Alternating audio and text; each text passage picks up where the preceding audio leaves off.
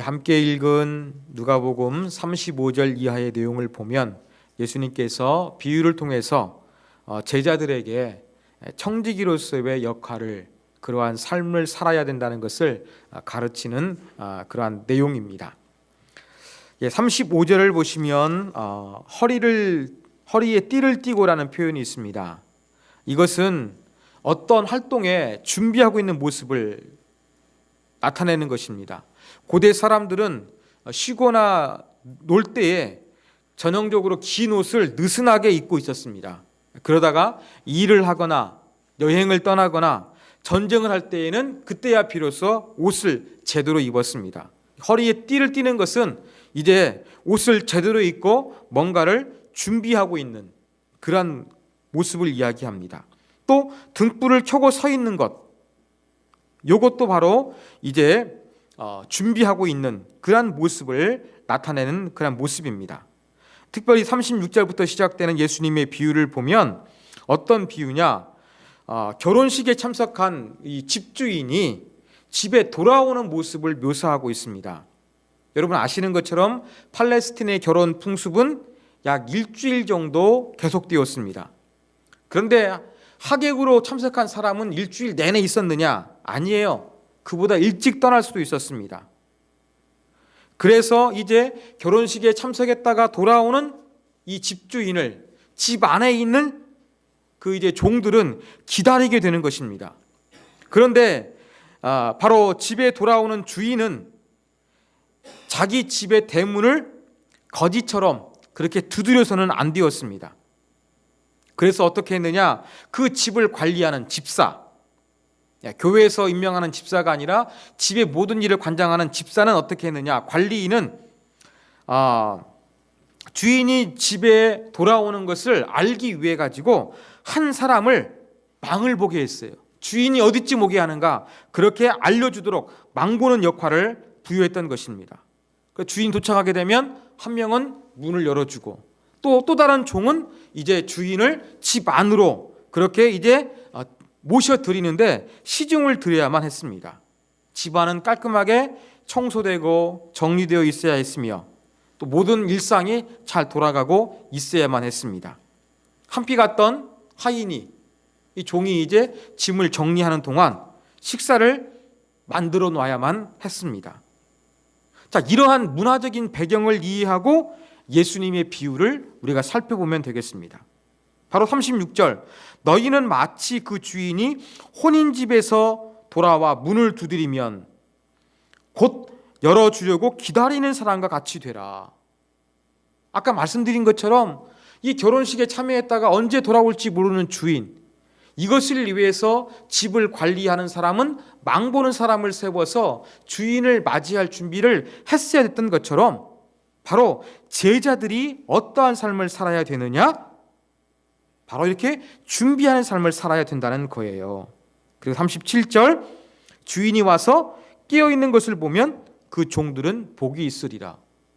열심히 일하는 그 모습 보면서 주인이 얼마나 기분 좋겠습니까?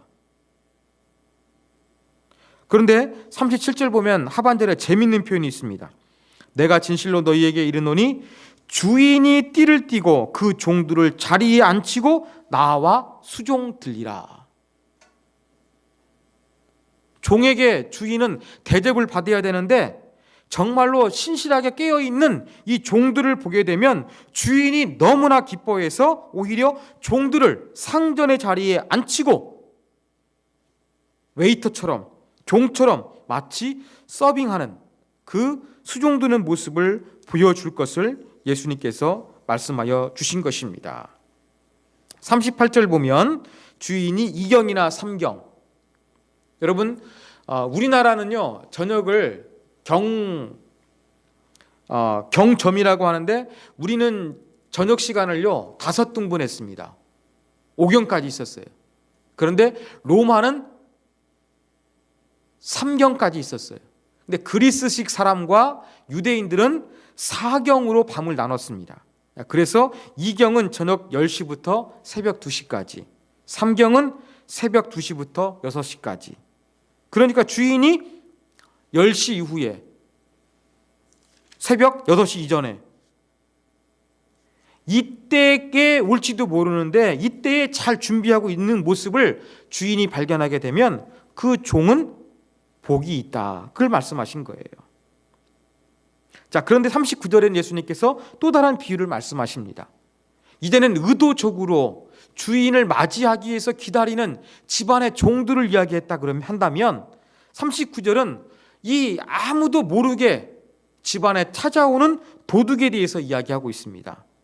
이 팔레스틴의 가옥 구조를 우리가 이해할 필요성이 있는데 집을 뚫지 못하게 하였으리라. 팔레스틴의 가옥 구조는요, 흙으로 지었기 때문에 금방 부수기가 쉬웠습니다. 그러니까 도둑이 아무도 없는 사이에 또 깜깜한 밤중에 이제는 벽을 부수고 도둑질하기 위해서 다가옵니다. 근데 언제 올지 모르지 않습니까? 도둑이 오는 시간을 알게 되면 주인이 그 벽들을 잘 지킬 거예요. 근데 모르니까 어떻게 됩니까? 늘 깨어 있어야 된다는 것입니다. 바로 이런 것처럼 도둑을 맞지 않기 위해서 주인은 늘 깨어 있어야 되는 것처럼 바로 우리의 제자들의 삶이 준비하고 인자, 즉 예수 그리스도가 오시는 것을 이제 준비하고 있어야 된다. 이것을 비유로 말씀하여 주신 것입니다. 41절에 보니까 예수님의 비유를 듣고서 베드로가 질문을 합니다. 이 비유를 우리에게 하신 것입니까? 아니면 모든 사람에게 하신 것입니까? 42절부터 예수님의 말씀이 48절까지 계속되고 있어요. 자, 누구에게 했을까? 이 비유를 우리에게 했다는 것은 12제자와 같은 조금 더 헌신된 사람들, 또 직분자들, 오늘말로 이야기하면 또 지도자들이라고 할 수 있을 것입니다. 모든 사람은 예수를 믿는 모든 사람을 지칭하는 것으로 생각할 수가 있는데 여러분, 누구에게 하신 것 같습니까? 이 깨어 있어야 된다라는 그 비유를 베드로가 질문했는데 어떤 특별히 헌신된 그룹에게 하신 것 같습니까? 아니면 모든 예수 믿는 그리스도인에게 하신 것 같습니까? 예수님은 분명히 여기에 대해서 직설적으로 말씀하시지 않았습니다. 그런데 42절부터 48절까지를 쭉 우리가 분석해 보면 그 해답을 알 수가 있습니다. 자, 42절부터 이제 그 청직이란 단어가 등장합니다. 여러분, 청직이란 단어는요, 누가복음에만 등장하는 단어입니다. 독특한 단어가 여기에서 사용되었어요. 예수님은 비유에 대해서 종의 비유를 드셨는데 이제 베드로의 질문을 받으시고는 이제는 청직이라는 단어를, 독특한 단어를 사용하셔서 이제 말씀을 하십니다. 그래서 청지기가 되어서 그 집안을 관리하는 집사와 같은 거죠. 청지기가 되어서 제대로 집안을 관리할 사람이 누구냐 이렇게 묻고 계십니다. 그런데 이 주인이 없는 동안 집안을 잘 관리하는 종은 복이 있을 것이다. 그렇게 이야기하죠. 여러분, 예수님께서 비유 속에서 복이 있다는 표현을 쓰셨는데 깨어 있는 것을 말씀하셨어요. 그런데 베드로에게 설명하시면서는 이제는 어떤 것이 깨어 있는 것인가 구체적으로 알 수 있지요. 예, 때를 따라 양식을 나눠준다는 것, 즉 일을 하는 거예요. 즉 섬기는 행동을 통해서 잘 역할을 감당하는 것이 깨어 있는 것이라고 예수님이 말씀하셨다는 것을 알 수가 있습니다. 그런데 44절, 그렇게 주인이 없는 동안에 정말로 잘 그 청지기로서, 청지기는 맡아 관리하는 사람이지 주인이 아닙니다. 이 관리인으로서 성실하게 잘 감당하게 되면 44절, 그 모든 소유를 그에게 맡기리라. 맡긴다는 것은 바로 어떤 단어냐? 임명하다, 세우다는 것입니다. 그 모든 소유를 그에게 임명하고 맡긴다는 거예요. 세운다는 거예요. 여러분, 고대 근동의 집안에서 신임받는 청지기는요, 일상적인 살림을 도맡아 했고요, 주인이 비즈니스 할 때 주인을 대리하기도 했고요, 집안의 일꾼들을 감독하는 역할을 했고요. 심지어는 일정 범위 내에서 주인의 아내나 자녀들에게 일정한 어떠한 그 영향력을 행사하는 역할도 했습니다. 바로 어떤 맡겨진 역할에 대해서 신실하게 하다 보면 집안의 살림뿐만 아니라 이 주인의 비즈니스, 모든 일꾼을 감독하는 거, 심지어 주인의 가족에게까지 일정한 영향력을 행사하는 그러한 사람으로서 더 큰 신임을 얻게 될 것을 예수님께서 말씀하여 주신 것입니다. 그런데 45절은 반대예요. 이 청지기가 주인이 빨리 안 오겠지 이런 생각이 들고서 남녀 종들을 때리는 거. 이게 뭡니까? 자기가 완전히 주인처럼 행동하는 거예요. 이건 월권행위입니다. 그리고 먹고 마시고 취하는 거, 이건 직무태만이에요. 월권행위를 하고 직무를 태만히 하게 되는 방탕한 모습을 보이게 되면 46절, 생각지도 않는 시기에 마치 도둑이 예고 없이 찾아오는 것처럼 주인이 찾아왔을 때에 그 신실하지 못한 청지기에 대해서 때린다는 거죠. 자기가 월권 행위를 했으니까 다시 심은 대로 받는 거예요. 매를 맞고요. 그리고 이제는 벌을 받는 위치에 있을 것이다. 그렇게 이야기합니다. 그러면 47절 보면 주인의 뜻을 알고도 준비하지 않는 자가 이야기합니다. 48절에 보면 주인의 뜻을 알지 못하고 맡을 준비를 못하는 것을 이야기해요.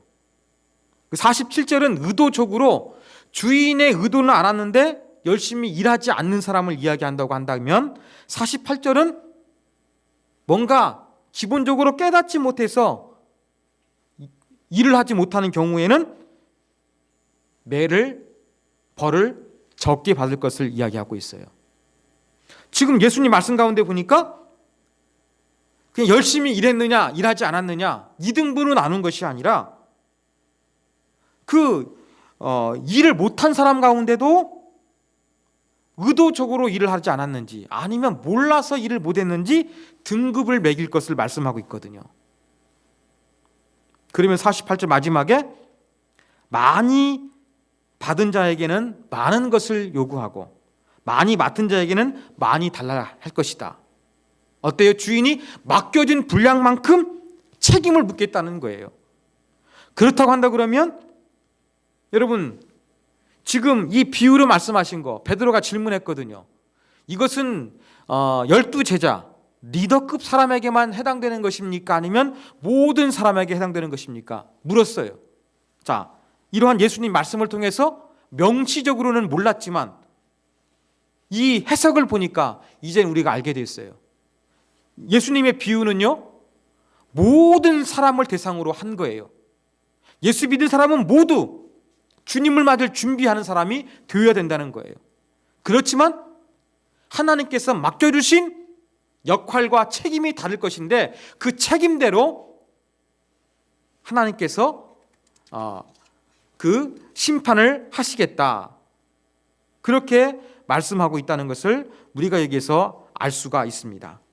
그러므로 결론적으로 이 비유는 모든 그리스도인에게 주신 말씀이다. 그렇지만 더 많이 맡은 자에게는 더 많은 책임을 묻기 때문에 더 많은 역할을 감당하는 사람은 더욱더 신실하게 끼어 있어야 한다. 이것을 예수님께서 말씀하여 주신 것입니다.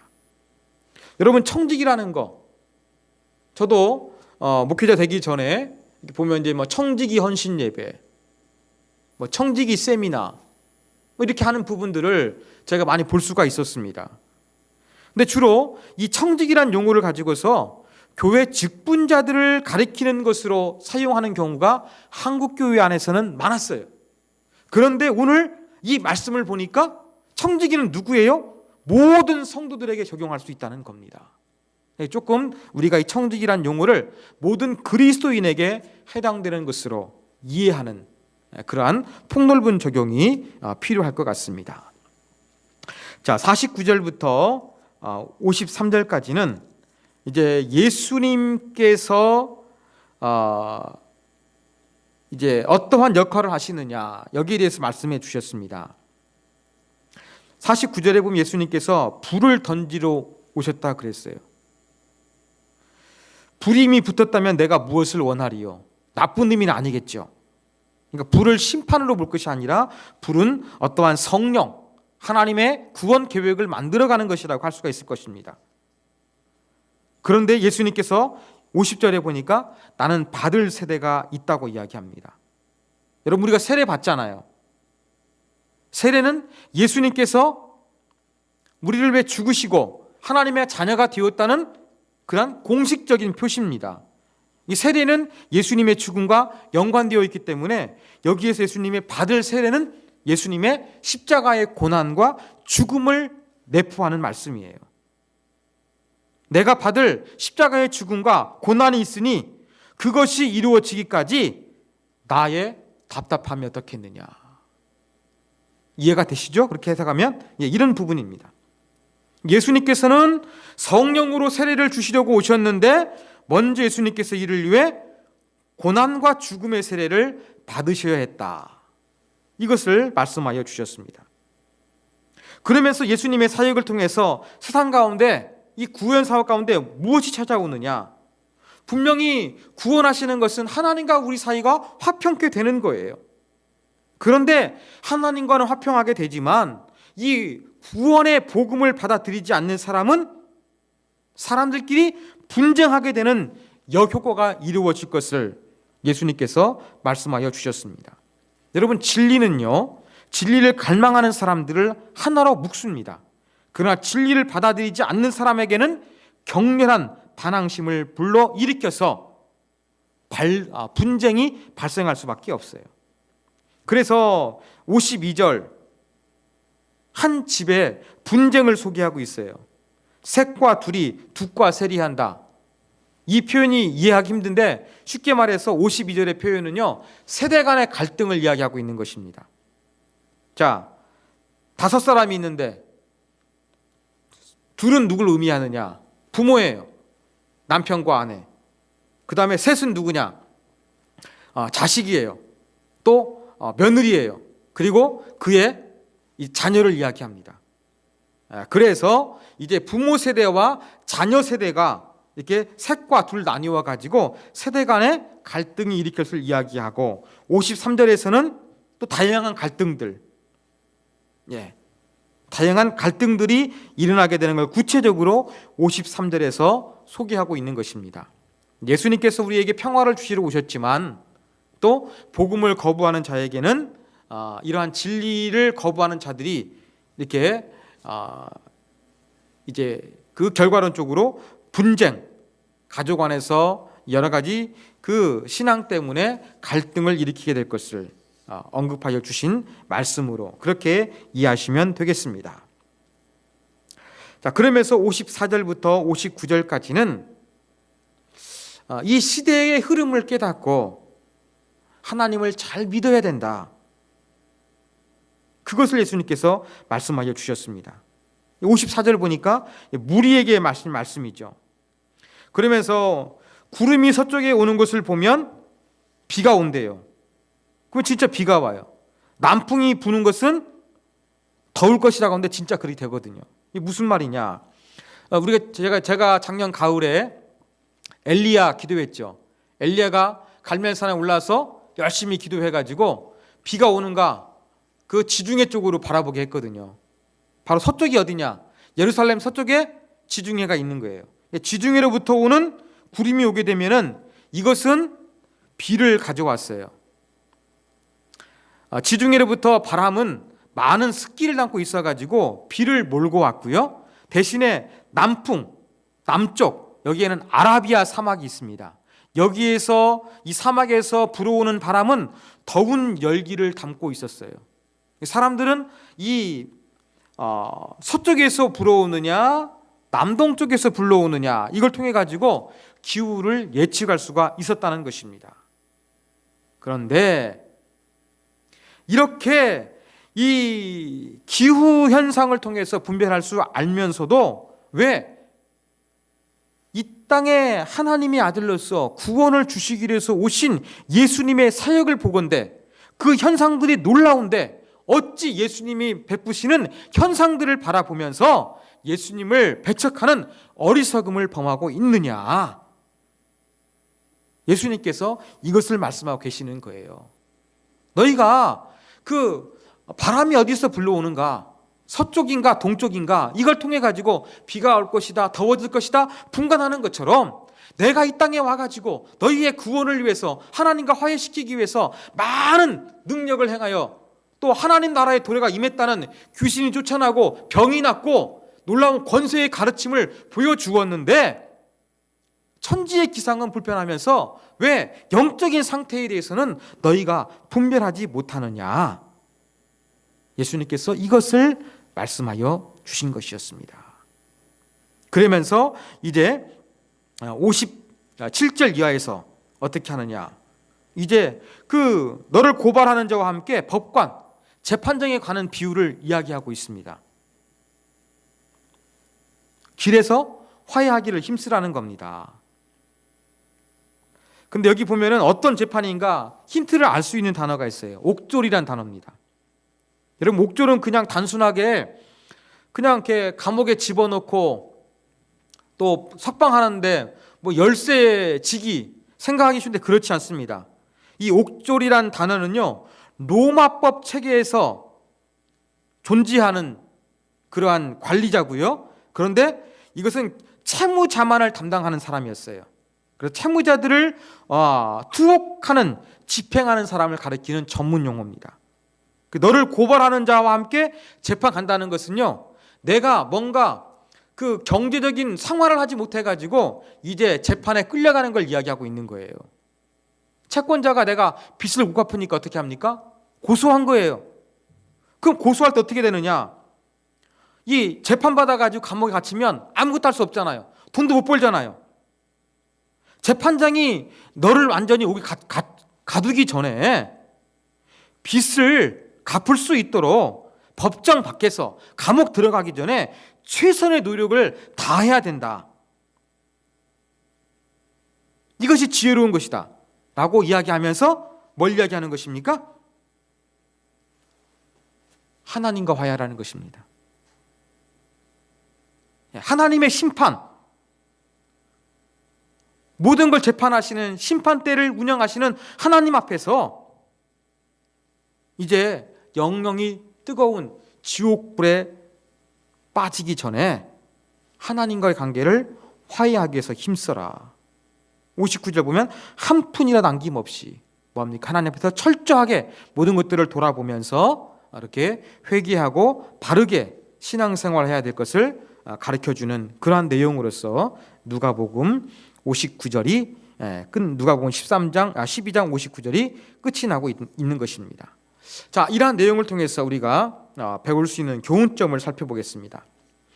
오늘 말씀을 통해서 우리가 배울 수 있는 것은요, 우리는 어떠한 청지기가 되어야 할 것인가, 어떠한 청지기의 모습을 보여야 할 것인가, 이것을 우리가 배울 수가 있어요. 자, 본문에 등장하는 청지기의 존재는 네 가지로 말씀드릴 수 있습니다. 첫 번째, 청지기는요, 사유재산이 없어요. 내게 아니에요. 다 주인 거예요. 내 거인 채 하면 안 되는 거예요. 이건 월권 행위예요. 청지기는 사유재산이 없다는 겁니다. 자, 두 번째, 청지기는 주인의 뜻에 맞게 일을 해야 한다는 거예요. 종을 때리는 거 월권 행위예요. 주인 행사하는 것입니다. 청지기는 주인의 뜻을 따라서 하는 거예요. 또 청지기는요, 자기의 입속을 챙기는 것이 아니라 주인의 이득, 다시 말로 하면 하나님의 영광을 위해서 일해야 되는 거예요. 세 번째, 청지기는요, 소유는 내 것은 아니지만 그 일을 내게 맡겨주셨기 때문에 그 행한 일에 따라 우리는 심판을 받게 되어 있다는 거예요. 그래서 오늘 본문에 나타난 것처럼 신임받는 청지기는요, 더 큰 일을 맡겨주고요, 제대로 행하지 못한 사람에게는 벌과 매를 부여하는 것이 바로 관례였습니다. 마찬가지입니다. 우리도 영적인 청지기로서 하나님 앞에서 심판을 받게 되었기 때문에 우리가 잘 감당해서 칭찬과 상급을 상급을 받을 수 있는 선한 청지기가 되어야 될 것입니다. 네 번째, 청지기가 받을 심판은 언제 있을지 아무도 모른다는 거예요.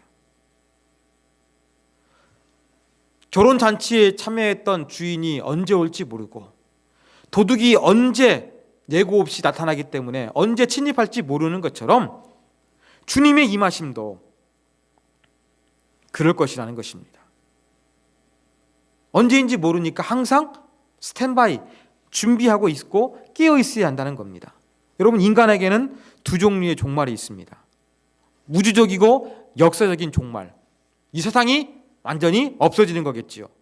우주적이고 역사적인 종말입니다. 근데 개인이 세상을 떠나게 되는 개인적인 종말이 있습니다. 그런데 이 두 우주적 종말과 개인적인 종말의 공통점이 무엇이냐? 언제 발생할지 모른다는 거예요. 그렇다고 한다 그러면 언제인지 모르기 때문에 우리는 항상 깨어서 준비되어 있어야 한다는 것입니다. 우리는 청지기로서 내 재산이 없고 주인의 뜻대로 일을 하면서 또 내가 일하면서 반드시 그 결과에 대한 책임이 있다는 것을 기억하면서 우리는 늘 깨어서 선한 청지기의 모습으로, 부지런한 모습으로 주님을 섬기게 한다는 것을 가르쳐주고 있습니다. 여러분, 우리에겐 예수님이 언제 오실까 예측하는 게 중요하지 않아요. 어떤 사람은 자꾸 주님이 언제 오실까 이걸 맞추려고 그래요. 가르쳐주시지 않았는데. 여러분, 그 날을 예측하는 게 중요한 것이 아니라 그 날을 예비하는 삶이 중요합니다. 그 날을 예비하는 삶은 뭡니까? 항상 준비하는 거예요. 자꾸 이렇게 머리를 굴려가지고 인간적으로 계산하는 것이 아니라 늘 성실한 자세로 하나님께서 맡겨주신 일을 최선을 다하기 위해서 이렇게 황소와 같이 뚜벅뚜벅 늘 그 자리에 있는 것. 이것이 바로 우리가 살아야 될, 또 우리가 보여주어야 될 하나님의 청지기로서의 모습이라는 것, 저와 여러분이 기억하기를 원합니다. 자, 두 번째 교훈입니다. 두 번째 교훈은 우리는 모든 면에서 상황을 정확히 판단할 수 있는 통찰력을 가져야 한다는 것입니다. 아까 54절부터 59절까지 말씀드리면서 여러분, 기후현상을 예측하면서 사람들이 행동했던 것처럼 예수님이 행하시는 사역들을 보면서 하나님 나라가 임했다는 것을 받아들이고 예수님 말씀에 귀를 기울여야 되는 겁니다. 그런데 이러한 사람들은 기후는 알아맞히는 통찰력은 있었으나 하나님의 구원 행위가 이루어지고 있는 영적인 통찰력이 없었어요. 여러분, 이 시대를 살아가는 사람에게는요, 두 가지 통찰력이 있어야 되는 것입니다. 이 세상이 어떻게 흘러가고 변할 것인가, 시대를 읽고 그 시대의 변화를 예상하고 준비하는 자가 성공할 수가 있고 높은 지위에 오를 수가 있고 부를 이룰 수가 있는 것입니다. 근데 이것만이 전부는 아니겠지요. 바로 영적인 통찰력도 중요합니다. 왜냐? 온 우주 만물을 통치하시는 하나님의 뜻과 계획이 어떻게 흘러가고 있는지 여기에 대한 영적 통찰력이 없으면 시대를 읽어나가는 통찰력은 불완전하고 허무한 것으로 끝나기 때문에 반드시 영적인 통찰력을 가져야 되겠습니다. 그래서 시대를 읽어내는 능력도 중요하지만 시대와 영합하거나 시대에 동화되거나 그렇지 아니하면서 마지막 언제 오실지 모르는 이 주님의 오심을 성실하게 준비하는 이 영적인 통찰력, 이것이 우리 가운데 필요합니다. 여러분, 2018년이 밝았습니다. 어떤 흐름이 2018년 이루어질 것인가 우리가 잘 읽어야 되겠죠. 뿐만 아니라 2018년 하나님이 어떻게 이 세상을 이끌어 가시는가, 또 하나님 앞에서 내가 어떻게 살아야 될 것인가, 하나님은 내가 어떤 역할을 하길 원하시는가, 여기에 대한 우리가 영적인 통찰력을 가져야 한다는 것입니다. 우리는 늘 영적으로 깨어 있어서 너무 막 그냥 작은 것에 의미를 부여하는 이상한 신앙이 되면 안 되겠습니다만, 그래도 하나님께서 일하시고 하나님께서 역사하시고 나아가는 방향, 이런 부분에 대해서 하나님의 의도와 목적과 뜻을 알아차릴 수 있는 영적인 안목이 반드시 있어야 한다는 것. 여러분, 이것을 붙잡고 우리가 2018년도에도 충성할 수 있는, 하나님의 영광을 올려드릴 수 있는, 또 내게 맡겨주신 사역과 사명, 이란 모든 것들을 잘 감당할 수 있는 우리 선한 청지기가 되어야 될 것입니다. 오늘 우리에게 주신 말씀 붙들고 같이 한번 우리 기도하도록 하겠습니다. 하나님, 정말로 선한 청지기가 되게 하여 주옵소서. 사유재산이 없고 주님의 뜻에 맞춰서 일을 하고, 또 내 소유는 아니지만 책임이 있기 때문에 심판이 있다는 걸 기억하면서 언제 임할지 모르는 심판을 의식하면서 늘 선한 모습으로 깨어있는 그러한 선한 청지기가 되게 하여 주옵소서.